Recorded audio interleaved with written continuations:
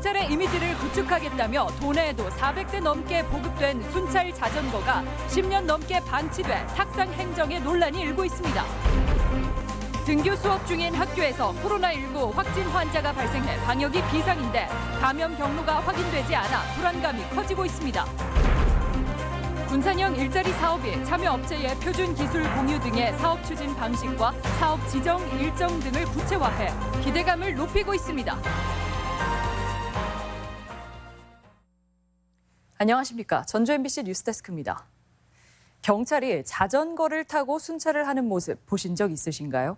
한때 정부는 경찰 업무에 도움이 될 거라며 순찰 자전거를 대거 도입했는데 먼지만 쌓인 채 10년 넘게 방치되고 있습니다. 한범수 기자가 현장 취재했습니다. 김제시 중심부를 담당하는 경찰 지구대. 건물 뒤편에 곳곳에 녹이 쓴 순찰용 자전거가 오랜 시간 사용되지 않은 채 방치됐습니다. 비닐로 포장한 채 창고에 넣었거나 사무실 한쪽에 가만히 세워둔 것도 있습니다. 현장 인력이 이렇게 넉넉지 못한 상황이라 활용도가 높지 못했습니다. 환경 친화적이고 친근한 경찰의 이미지를 만들 수 있다며 순찰 자전거가 보급되기 시작한 건 이명박 정부 당시인 2009년. 도내에도 400대가량이 보급됐는데 실제 현장에서 활용된 적은 많지 않았고 하나둘 폐기돼 이제 100대도 남아있지 않은 상태입니다. 경찰의 외면을 받은 이유, 불편하고 위험하기 때문입니다. 자전거 도로가 부족해 사고 위험이 끊이지 않았고 인도로 통행하자니 보행자들과 부딪힐 우려도 있었습니다. 밝은 헤드라이트 달려있는 거 그런 거 있잖아요. 그런 거 달고 타야지 저걸로는 밤에 다니기 위험하죠. 도시든 시골이든 순찰 경로에는 이곳과 같이 언덕길이 있는 곳들이 많습니다. 굳이 체력을 소모하면서까지 순찰 자전거를 이용할 동기는 떨어집니다. 무엇보다 기동성이 부족합니다. 취재진이 방문한 김제 지구대에서 시청까지 거리는 2.2km. 위급 상황에서 차로 6분이면 출동할 수 있는데 굳이 자전거를 탈 필요가 없습니다. 안 하고 있어요. 차로 가면 기동력이 떨어지고. 농경지와 산이 많은 도내 상황에는 더욱 적절하지 않았다는 지적도 있습니다. 인구 밀도가 낮고 건물이 듬성듬성한 데다 순찰 구역이 넓은 농촌에선 자전거 순찰의 효과가 더 적습니다. 취지와 달리 10년 넘게 애물단지로 취급돼온 순찰 자전거. 보여주기식 탁상 공론이 또 하나의 자원 낭비 사례를 남기고 말았습니다. MBC 뉴스 한범수입니다. 시골 마을의 한 주택에서 일가족이 흉기에 찔려 아버지가 숨지고 어머니와 딸이 다쳤습니다. 범인은 딸의 전 남자친구였는데 부모가 딸과 사귀는 것을 반대한다는 이유로 범행을 저지른 것으로 알려졌습니다. 허현호 기자입니다. 정읍의 시골 마을에 있는 한 주택. 어제 저녁 9시쯤 흉기 난동으로 일가족이 참변을 당했습니다. 목 부위 등을 수차례 찔린 65살 아버지는 병원으로 옮겨졌지만 결국 숨을 거뒀고 딸인 24살 B씨와 어머니도 머리와 어깨 등을 다쳤습니다. 많이 흘렸다고 그러죠. 그렇게 저거 엄마 아빠 칼로 찔러온 게 있냐. 저거 엄마가 나와가지고 우리 딸 죽는다고 딸 좀 살려달라고. 흉기 난동을 벌인 사람은 딸의 남자친구였던 32살 A씨. 자신의 차량에 있던 흉기와 깨진 유리 조각으로 범행을 저질렀습니다. 피의자는 범행 뒤 자해소동을 벌이며 사건 현장에 머물러 있던 것으로 알려졌습니다. 안에 방으로 들어가서 이제 양쪽 손목을 이제 자해를 했으니까 피가 많이 흘린 상태에서 움직일 수 없는 상황이 됐으니까 거기에 널브러져 있다고 보면 되겠죠.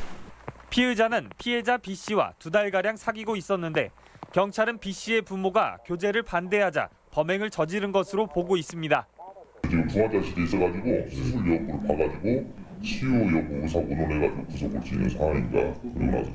도내 연인이나 그 가족들을 대상으로 한 데이트 폭력 범죄는 지난해 모두 305건으로 꾸준히 증가 추세를 보이고 있는 상황. 경찰은 살인 혐의가 충분하다고 보고 치료가 끝나는 대로 피의자 A씨에 대해 구속영장을 청구할 예정입니다. MBC 뉴스 허현호입니다.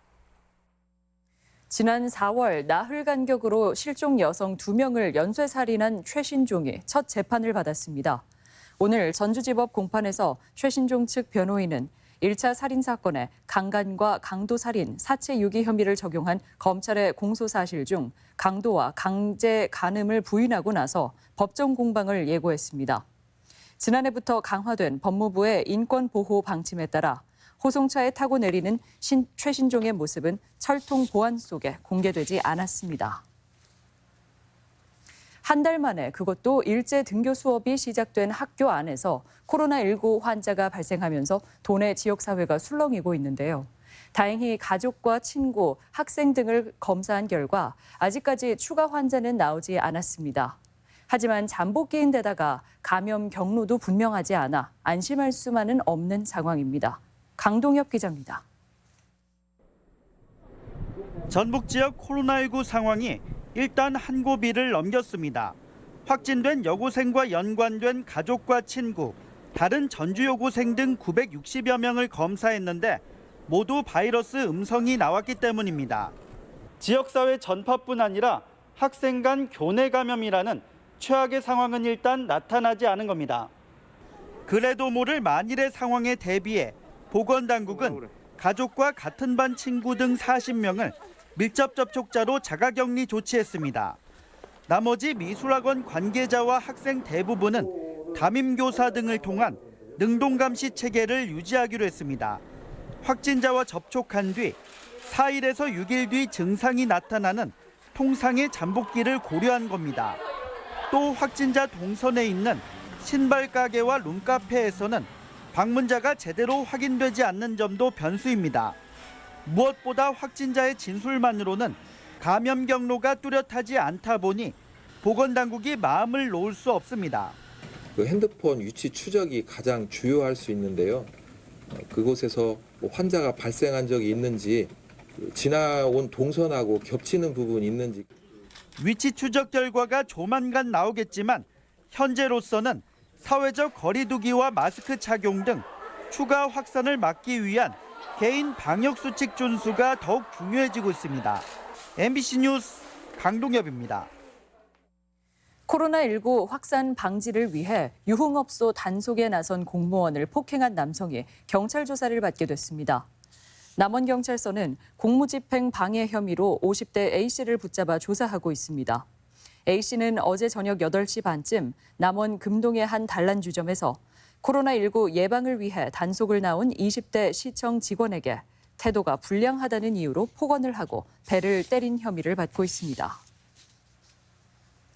전주 여고생의 확진 판정 소식에 교육당국과 학부모 그리고 학생들이 크게 긴장하고 있습니다. 한 달 만에 발생한 도내 학생 확진자에 그간 일선 학교의 방역이 다소 느슨했던 것 아니냐는 자성의 목소리도 나옵니다. 임홍진 기자입니다. 전주의 한 고등학교 매점 앞입니다. 쉬는 시간을 이용해 학생들이 3-3-5 모여 군것질을 하며 이야기를 나눕니다. 서로 가까이 붙어 있기도 하고 마스크를 쓰지 않은 채 큰 소리를 내기도 합니다. 교실로 갈 때에도 어깨를 나란히 하는 등 생활 속 거리 두기와는 동떨어진 모습들이 연출됩니다. 교사는 요즘 코로나19 감염의 경계심이 다소 떨어졌다고 안타까워합니다. 아이들끼리 너무 거리 두기가 사실 보이는 데서만 하고 교실이나 위에 올라가 보면 사실 그냥 지켜지지 않을 때가 많거든요. 방역 활동 자원봉사에 나선 학부모들 역시 학생들의 예방 수칙 준수가 느슨해졌다고 하소연합니다. 이제 학생들이 답답하고 체육하고 오면 땀이 많이 나니까 그럴 때는 조금 잘 지켜지지 않을 때도 있고. 학교 당국은 여고생 확진 소식에 같은 학원을 다녔는지 친척이 되는지 연관성 여부를 파악하는 등 파장이 미치지 않을까 전전긍긍하고 있습니다. 혹시라도 이제 그 상황에 따라서 긴급하게 대응하기 위해서 저희가 명단만 미리 파악을 해놓은 상황입니다. 도내 초중고생의 0.8%가량인 1,600여 명이 매일 의심 증상이 있어 등교를 하지 못하거나 조퇴를 하고 있습니다. 도교육청은 확진 환자의 잠복기 등을 감안해 학생들의 자제와 학교 당국의 엄정한 지도를 다시 한번 당부했습니다. 학생들이 등교할 때 자가 진단 시스템을 철저히 활용하시고 학생들은 교회 활동 시 위험 지역에는 자제해 주시기를 코로나19 학생 확진 환자는 등교 개학 후 첫 발생 사례로 지역 내 확산의 가능성도 배제할 수 없어 긴장감이 적지 않은 상황입니다. MBC 뉴스 임홍진입니다. 전주 여고의 코로나19 확진 환자 발생으로 인근 전일중학교가 원격 수업에 들어갔습니다. 전일중은 오는 19일까지 온라인 수업을 진행한 뒤 다음 주 월요일 정상 등교하도록 조치했다고 밝혔습니다. 학교 측은 전주 여고와 등하교 동선이 겹치고 학부모들의 요청 때문이라고 배경을 설명했는데 동북초와 전주 동중, 전주 생명과학고 등도 같은 여건이지만 등교 수업을 지속합니다.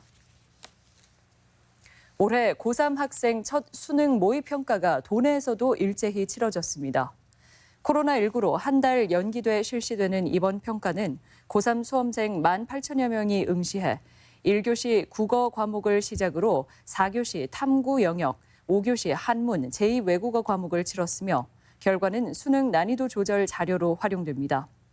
등교 중지 조치가 내려진 전주 여고는 온라인 시험으로 대체돼 수험생들이 각 가정에서 응시했습니다. 옛 한국 GM 군산공장 부지를 활용해 전기자동차의 메카를 만든다는 사업, 군산형 일자리 사업인데요. 이르면 오는 8월까지는 사업 지정이 완료됩니다. 5개 전기차 업체가 표준 기술을 공유하고 마케팅도 공동으로 펼치는 세부 사업 추진 방식을 구체화했습니다. 유룡 기자입니다. 전라북도와 군산시가 군산형 일자리 사업의 세부 추진 방안을 밝혔습니다. 명신과 에디슨 모터스 등 5개 신규 전기차 업체가 하나의 기업처럼 힘을 모아 연간 1,000억 원의 비용을 절감하고 성공리에 안착한다는 것. 각기 다른 차종을 만들지만 배터리와 모터 등 기본 부품을 표준화해 연구 개발 부담을 덜고 부품도 공동으로 구입해 규모의 경제를 꾀합니다. 리스크를 분산시킴으로써 약 3,600억 정도 되는 비용을 절감하는 그런 효과를 가져오려고 하고 있습니다. 테슬라와 같은 거대 전기차 업체도 지속적인 적자에 시달리는 것이 현실. 중도의 사업이 좌초하지 않도록 막대한 비용이 수반되는 연구 개발에 정부의 투자를 이끌어내는 것이 관건입니다.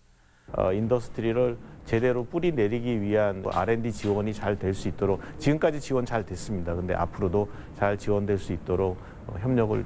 전라북도는 이런 상생 모델에 정부도 공감을 표시했다며 이달 말 신청서를 제출하고 8월까지는 지역 상생형 일자리 지정을 완료할 계획입니다.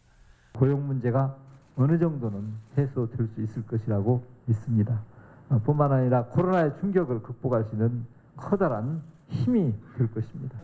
군산에 둥지를 튼 5개 업체는 2024년까지 17만 대 전기차를 생산해 2,000개의 일자리를 만든다는 계획.